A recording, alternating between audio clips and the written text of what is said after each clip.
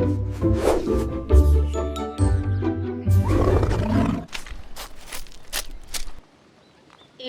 రోజు ఏం కూర వండుతున్నావు?